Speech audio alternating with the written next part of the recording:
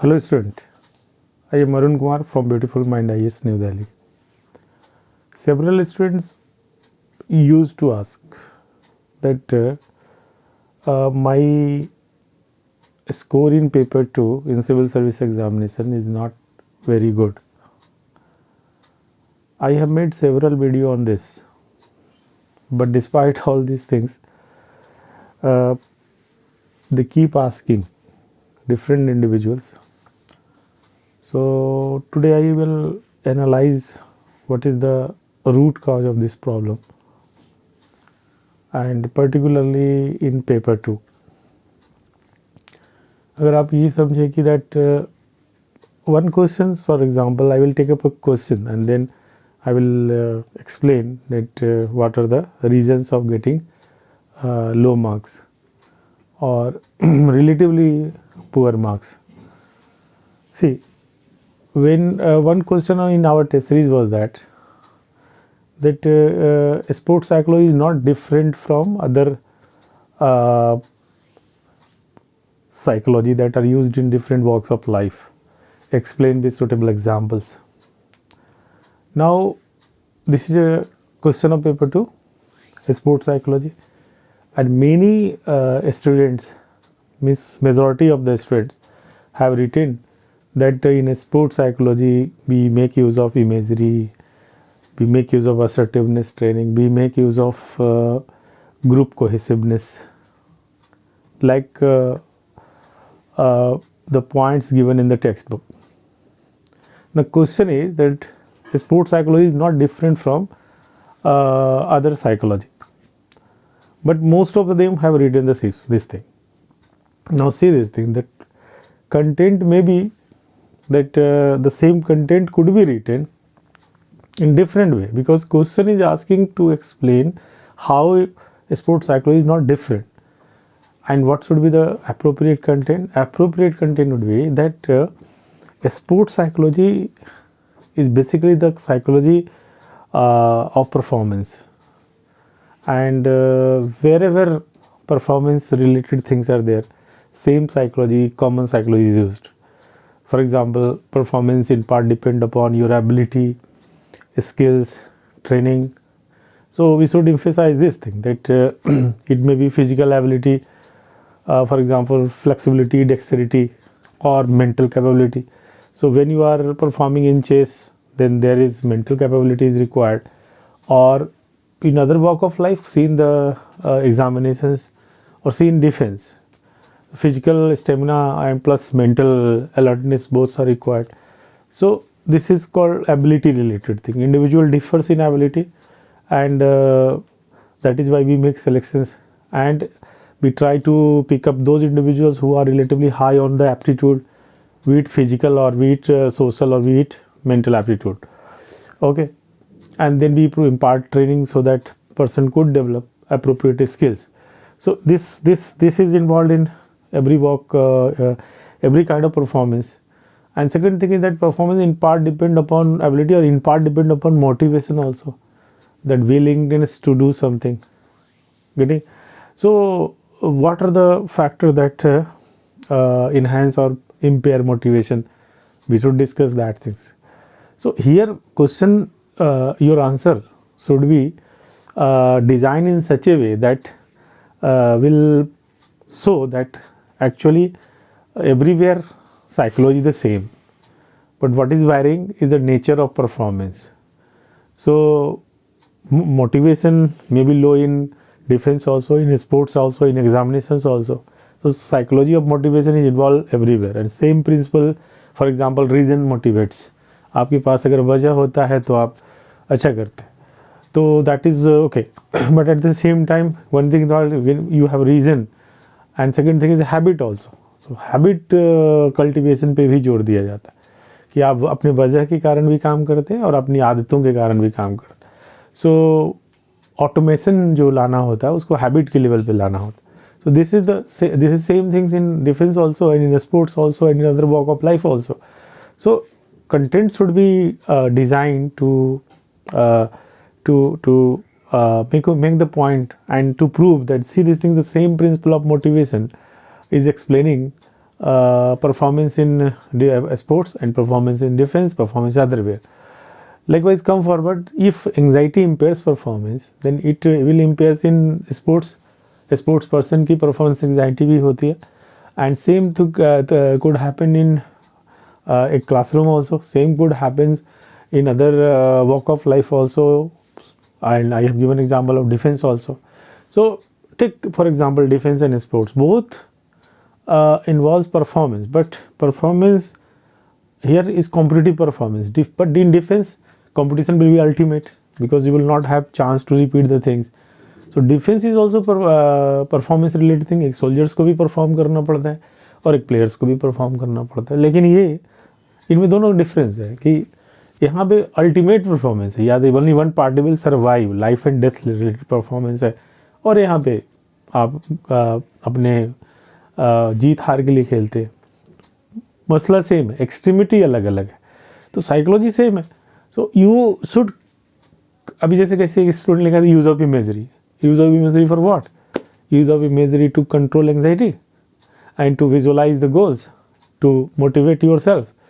Use of imagery is used in different way and it works, but can it be used in only sports or other way, in other field also, so see this thing, that how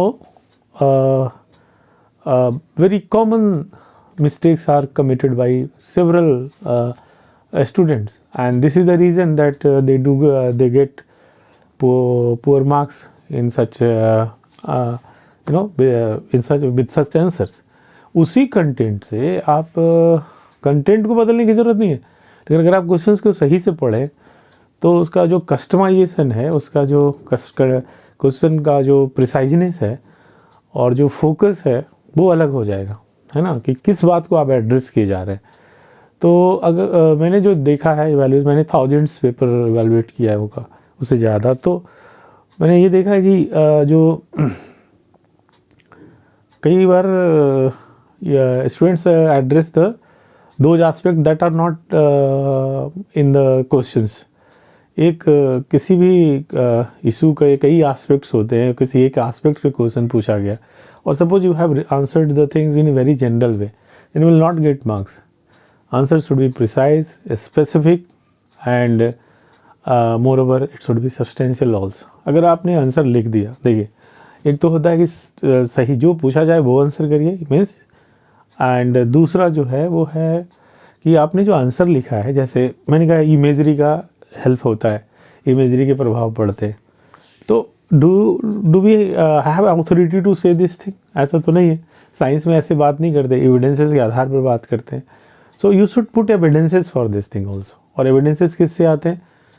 research study से आता है. अगर कोई theoretical है जो इसको well supported theory है, तो कुछ थ्योरेटिकल बेस देकर लिखेंगे और कुछ जो रिसर्च फाइंडिंग है उसके आधार पर लिखेंगे. मतलब थ्योरेटिकल और एम्पिरिकल जो रिसर्चेज हैं उसके आधार पर हम whatever points we make we will try to validate also. तो वो उसका जो एक्सेप्टेंस है उस आंसर की बढ़ जाती है. उसकी जो, जैसे मैं आपसे एक बात कहूँ कि कब पढ़ना ज़्यादा प्रोडक्टिव होता है, सुबह में पढ़ना, दोपहर में पढ़ना या शाम में पढ़ना? जनरल नोशंस में है कि लोग कहते हैं कि सुबह में पढ़ने से ज़्यादा अच्छा होता है. तो ये हमारा एक कॉमन बिलीव्स है या सचमुच में ही ऐसा होता भी है कि सुबह में पढ़ने से हमारा रिटेंशन बढ़िया होता है? या तो हम एक लॉजिकल सोच सकते हैं, what sometime what is logical may not be true. हमने देखा कि लोग, कुछ लोग लेट नाइटर होते तो उसको सुबह में पढ़ने में उतना परफॉर्मेंस नहीं आता. तो कुल मिल के जो सर्केडियन रिदम है उस पर निर्भर करता है. जब आप बिल्कुल फ्रेश होते हैं उस समय अगर आप पढ़ते हैं तो ज़्यादा बेहतर रिजल्ट देते हैं, ये है. लेकिन सपोज आप कहते हैं कि एक लॉन्ग रन में हैबिट के लिए अच्छा है, तो वो बिल ऑल टुगेदर अलग चीज़ है कि आप अपने को ऐसा सेट करना चाहते हो कि मॉर्निंग में पढ़ें. वो आपका एस्पिरेशंस है, आपका एक डिज़ायर है, आप अपने को आइडियल पिक्चर में देखते हो. लेकिन रिसर्च डेटा ये कहते हैं कि जब आपका जो अवेयरनेस है वो मैक्सिमम है, जब आप फ्रेश हो उस समय पढ़ेंगे तो आपको ज़्यादा you will give optimal performance, learning will be optimal, है ना. तो उस नज़रिए से देखिए, if you analyse the things from that point of view, तो वो जो कॉमन सेंस है कि मॉर्निंग में ही पढ़ने से अच्छा होता है वो इनवैलिडेट हो जाता है. तो ये देखिए कि डेटा के आधार पर हमें आंसर्स को करना चाहिए। तो बहुत बार मैं देखता हूँ कि लोग आंसर्स तो लिखते हैं but that is not well supported.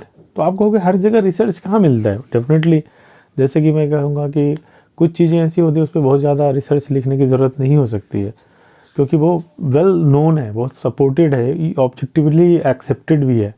जैसे मैं बता रहा हूँ कि नॉइज़ पॉल्यूशन क्या होता है। तो नॉइज़ पॉल्यूशन क्या होता है, इसमें रिसर्च बताने की ज़रूरत नहीं है। नॉइज़ पॉल्यूशन का इफ़ेक्ट क्या क्या हो सकता है, you can make some estimate of your own, और वो सही भी हो सकता है। लेकिन एग्जैक्टली क्या इफ़ेक्ट होता है साइकोलॉजिकल में, अगर नॉइज़ बहुत ज़्यादा नॉइज़ी हो तो स्ट्रेस बनता है, स्ट्रेस में जो चीज़ें होती है वो सब नॉइज़ पॉल्यूशन के साथ भी होता है। लेकिन अगर आप ये कहते हैं कि नॉइज़ पॉल्यूशन की फीलिंग जो है कंट्रोलेबिलिटी से घट जाती है, तो ये रिसर्च बेस्ड है।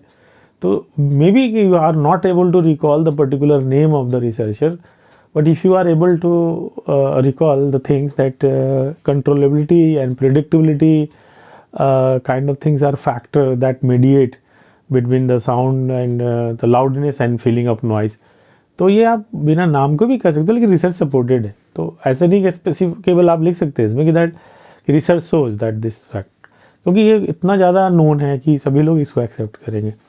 But when you are writing something that is जैसे आप कहते हैं कि बहुत सारे ऐसे चीज़ें होती है जहाँ पे बहुत ज़्यादा रिसर्च नहीं हो सकता है एक फील्ड में, तो आप उसको सेकेंडरी डेटा यूज़ कर सकते हैं, किसी दूसरे ने किया है, या इंटरडिसिप्लिनरी यूज़ कर सकते हैं। कि जैसे इंडिया में गरीबी ज़्यादा है तो उसके पीछे क्या कारण है, तो आप कहते हैं कि एक बहुत बड़ा एक हमारा वैल्यू और बिलीफ सिस्टम का भी रोल है। अब मान लीजिए वैल्यू और बिलीफ सिस्टम का रोल है, कोई स्पेसिफिक तरीके से किसी ने नहीं कहा है, तो हम डिसएडवांटेज ग्रुप में पढ़ते हैं। तो मैक्स वेबर ने तो ये कहा है कि इंडिया का जो सिस्टम है, वैल्यू सिस्टम, मैक्स वेबर तो सोशियोलॉजिस्ट थे, लेकिन हम उनके व्यू पॉइंट को, स्कॉलर्स के व्यू पॉइंट को लाकर हम अपनी बातों को वैलिडेट करते हैं, जैसे ऐसे में भी करते हैं। तो वो साइकोलॉजी में भी होता है। But finally will move to the core psychological point whenever you are trying to answer a question.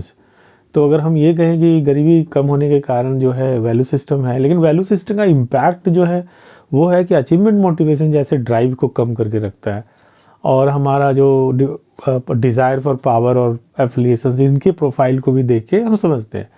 तो बेवर्स को हम लेकर we can make a point here that yes our social factor also are involve in our low economic development, but we should analyze and we should try to understand these variables also, these parameters also.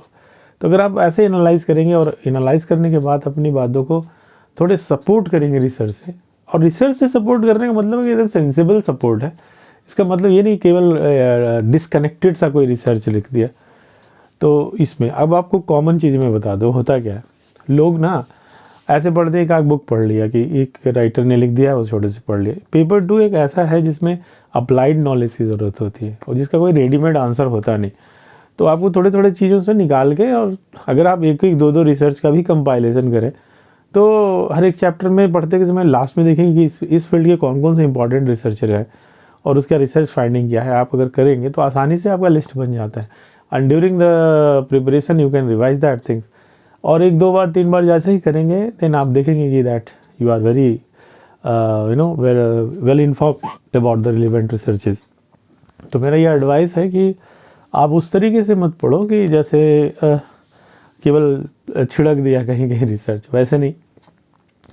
एक context में contextualise, meaning को contextualise करें, उस context में जो भी बात ज़रूरत होती है। कई क्वेश्चंस होंगे जहाँ पे एनालाइज करने की ज़रूरत होगी और आपको लगेगा कि मैं जीएस के जैसा लिख रहा हूँ, वो don't worry about that thing. अगर आप जीएस करेंगे, लेकिन finally you should make point that involve psychological explanations. जो भी चीज़ें हैं उसको साइकोलॉजिकल चीज़ों तक ले जाओगे। जैसे आपको मैंने अभी कहा था कि वैल्यू सिस्टम की बात तो कर रहे थे, लेकिन फाइनली हम अचीवमेंट मोटिवेशन और ड्राइव और स्ट्राइविंग के तक लेकर जा रहे हैं। तो वो उससे डरने की ज़रूरत नहीं है कि जीएस जैसा लुक हो रहा है, ऐसा कुछ नहीं है। वो आपको डेफिनेटली हेल्प करेगा।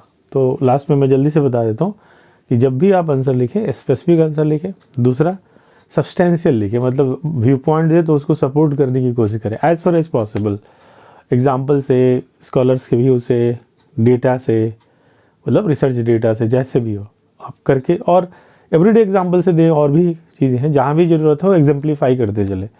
तो और ख़ास करके कंटेक्चुअलाइज करते जाएंगे, right example in the right context. तो अगर आपको बताना हो, जैसे मैं जल्दी से बताता हूँ कि ट्रेनिंग है, तो जो टेक्नोलॉजी से भी हम परफॉर्मेंस को निकालते हैं, लेकिन ट्रेनिंग से भी परफॉर्मेंस को निकालते हैं। तो आप किसी बुलेट ट्रेन का एग्जांपल दे रहे हैं, या किसी एयरवेज पायलट का एग्जांपल दे रहे हैं, या रोड का एग्जांपल दे रहे हैं, all depends upon you. Contextual meaning को क्लियर करते चलेंगे कि आप बोलना क्या चाह रहे हैं इसका।